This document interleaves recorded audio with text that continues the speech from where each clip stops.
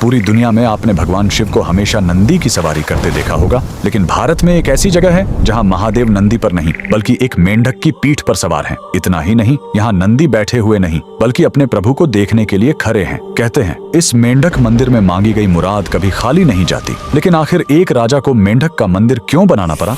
कहानी करीब 200 साल पुरानी है, उत्तर प्रदेश के ऑयल रियासत की। वहाँ के राजा बख्तावर सिंह बहुत प्रतापी थे, लेकिन वो कुदरत के आगे हार चुके थे। उनके राज्य में सूखा पड़ गया था, प्रजा पानी के लिए तड़प रही थी और दूसरी तरफ राजा का अपना आंगन सूना था। उनका कोई पुत्र नहीं था जो आगे चलकर गद्दी संभाल सके। राजा पूरी तरह टूट चुके थे। तभी राज्य में एक महान तांत्रिक का आगमन हुआ। उसने राजा की परेशानी सुनी और एक ऐसा उपाय बताया जिसे सुनकर सब हैरान रह गए। तांत्रिक ने कहा, राजन, ये सामान्य सूखा नहीं है, आपको मंडूक तंत्र का सहारा लेना होगा। मेंढक ही वो जीव है जो बादलों को बुलाता है।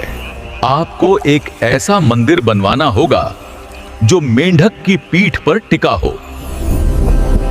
राजा ने तांत्रिक की बात मान ली। निर्माण शुरू हुआ, लेकिन इसमें सीमेंट या चूने का इस्तेमाल नहीं किया गया। इस मंदिर को अमर बनाने के लिए पत्थरों को औरत की दाल और गुड़ के पेस्ट से जोड़ा गया। जमीन से 100 फीट ऊपर एक विशाल पत्थर के मेंढक की आकृति बनाई गई और उसी के ऊपर यह भव्य मंदिर खड़ा किया गया। मंदिर तो बन गया, लेकिन प्राण प्रतिष्ठा के लिए राजा खुद नर्मदा नदी से पवित्र नर्मदेश्वर शिवलिंग लेकर आए। और फिर वही हुआ जिसका सबको इंतजार था। जैसे ही पूजा शुरू हुई, आसमान में काले बादल छा गए और राज्य में झमाझम बारिश हुई। इतना ही नहीं, कुछ समय बाद राजा को पुत्र रत्न की प्राप्ति भी हुई। आज भी यूपी के लखीमपुर खीरी में यह मंदिर शान से खड़ा है। इस अद्भुत मेंढक मंदिर के लिए कमेंट में लिखें, हर हर महादेव।